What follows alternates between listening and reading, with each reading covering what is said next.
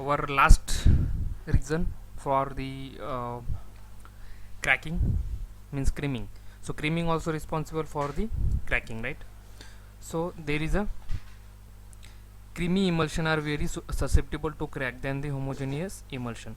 So there is a comparison of the two kind of emulsion, that is creamy kind of emulsion and homogeneous emulsion. So you simply remember that, that is ho homogeneous emulsion means our stable kind of our emulsion, right? Our stable kind of emulsion, right?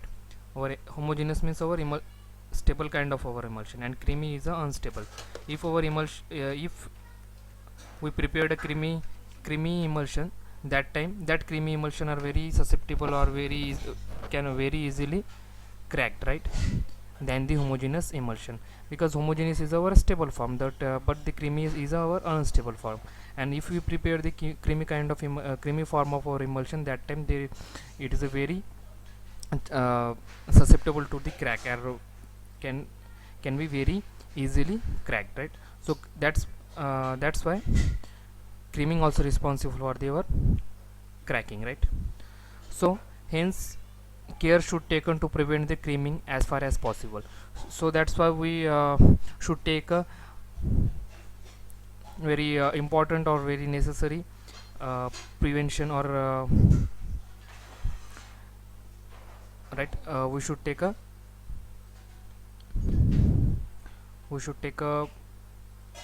cure prevention or suitable care for preventing the creaming as far as possible, right?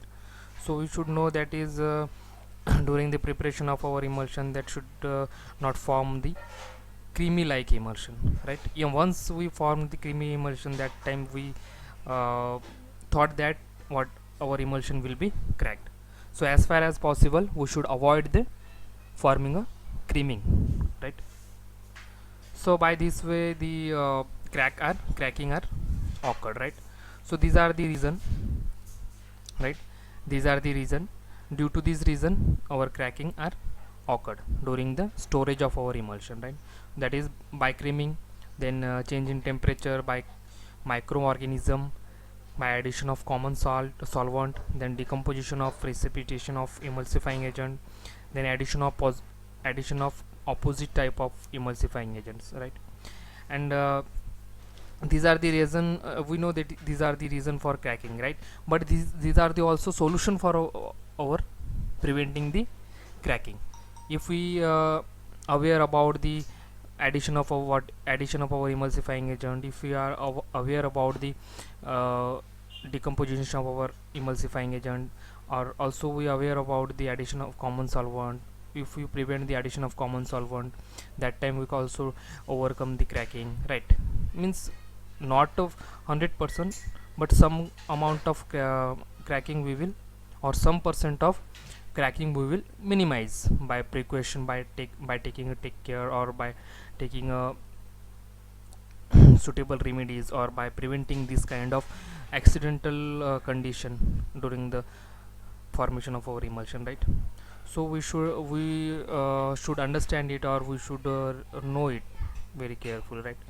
So it is about the our cracking. So it is our first changes whatever happening during the emulsion, right? So let's start our second kind of problems or changes which is occur during the storage of our emulsion, right? So these are, you remember, you understand that you get don't confuse with this problem, and this problem occur after the preparation, after formulation of our preparation, when we are going to store the our preparation, that time these changes or these problems may chances of occurring in our with our emulsion, right, or with our preparation, right? So this kind of problems does not occur during the preparation, it's occur after the formulation, when we are going to store our preparation, right? So then creaming, right?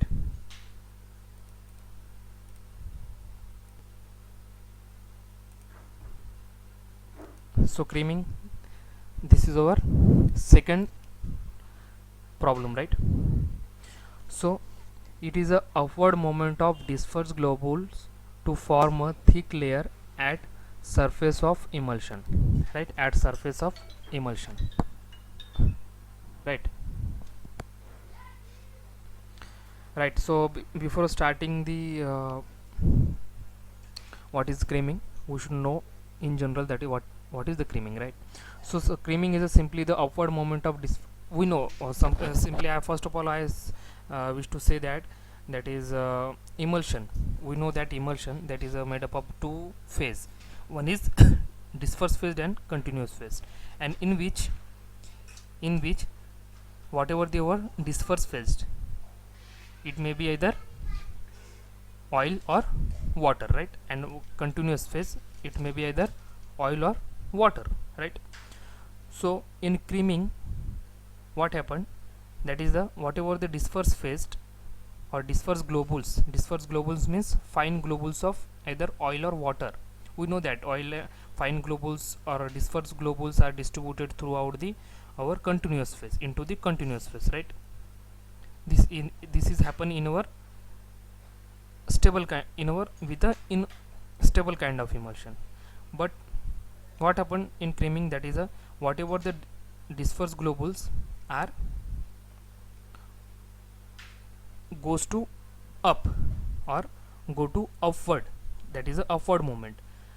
Whatever the globules distributed in over the continuous phase, that goes to the upper side of our emulsion, and after the goes to the upper side of emulsion, upper surface of our emulsion, that form a thick layer at the surface of our emulsion, right?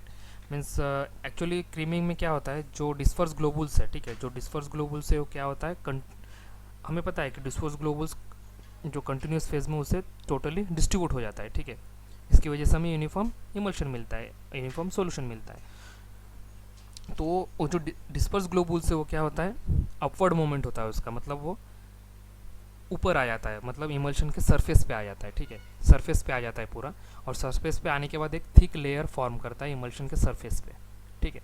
Means disperse globules distribute ना होके वो ऊपर upward moment होके उसका मतलब ऊपर चले जाता है और थिक लेयर फॉर्म करता है, तो उसकी वजह से क्या होता है, जो हमारा इमल्शन है वो उसका फेज चेंज हो जाता है, ठीक है। फेज चेंज होता है मतलब फेज चेंज ही होता है ना, मतलब जो डिस्पर्स फेज है ऊपर चले आता है और जो कंटिन्यूस फेज है वो नीचे चले आता है, और जो ऊपर वाला फेज है डिस्पर्स ग्लोबुल्स का वो थिक लेयर फॉर्म थिक हो जाता है, और वो रिडिस्पर्स भी किए तो भी उससे वो सॉल्व नहीं होता है।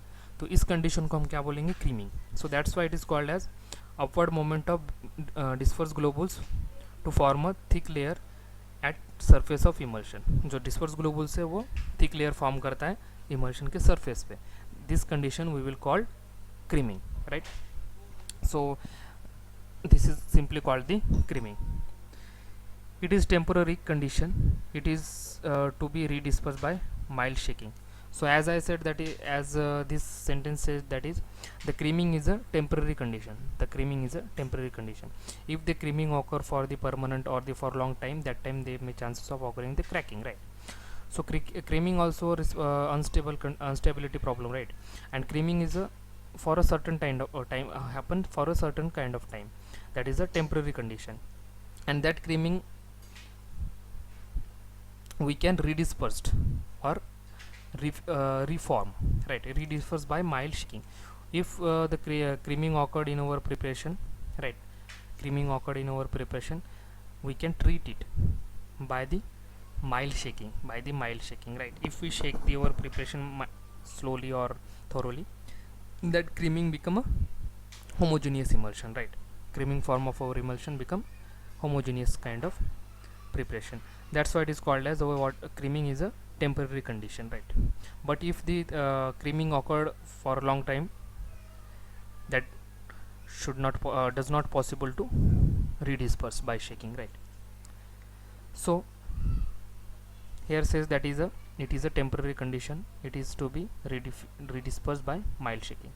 As far as possible, creaming should avoid because it may lead to cracking with a complete separation of two phase. So as we know that is the creaming is not a critical situation or critical problem as like a cracking, right. Can we know that if the once the creaming is a temporary condition, and if once the creaming occur, we can redisperse it or treat it, or we can form the creamy emulsion to the homogeneous by after by redisperse the emulsion, right? But we should avoid the, as far as possible we should avoid the creaming, because we know that if once the creaming is occurred and that creaming remain for a couple of time, that become a cracked, means our preparation become separate, or once the separation happening, we should not we can't treat our emulsion, right? So that's why there is a suggestion for us, as far as possible we should avoid the formation of creaming, right? So that's why creaming is placed in the instability problem, right? In the category of instability problem. So according to Stoke law, the rate of creaming depend on various factors. This can be explained by below equation. So as I said, that is a, as we studied, that is a, we know that creaming is a temporary condition, and also the creaming is responsible for the cracking, right? And that cracking are depend on the rate of creaming, means how much percentage of creaming happening. On the basis of this rate, our cracking are depend, right? If our creaming rate is higher, that time our cracking rate become higher. If our creaming formation of creaming rate is lower, that time we can minimize it by redispersed the emulsion, right? By redisperse the emulsion. So our, so there is a one formula are given. If we put our values or values in this into a formula, then we can find out the rate of our creaming, means how much percentage of creaming or how much amount of creaming are happen, and whether it is suitable for redisperse, or it is not, or it is become able to cracked or not, right? So by this way we can understand the rate of our creaming, or find out the, or determine the rate of our creaming. And this is the Stoke law. It is called as a Stoke law. So Stoke was a scientist who discovered the one formula, that is a one formula. By that formula we can find out the rate of our creaming, or percentage of creaming, means how much percentage how much percent of creaming occurred, and whether it is okay or not, right? So let's see, this is the formula, right? This is the formula. So there is a formula, that is V is equal to 2, it is actually R square, right? It is R square, it is actually R square, and that is given in your book also. I wrote like this because in PPT there is a no option for writing or no option to write a R square. That's why I write by this way, so you understand it. That is a 2R square, that is under bracket d1 minus d2, then into small g upon 9n. This is the small n, right? So this is the formula, Stoke law. We called it Stoke law. And Stoke law is also one of the MCQs based question, which is may chances of asking in any competitive exam. So you should remember this, that is a Stoke law response, and it is used for finding the creaming rate of creaming in for the emulsion, right? So there is a this is the Stoke formula, right?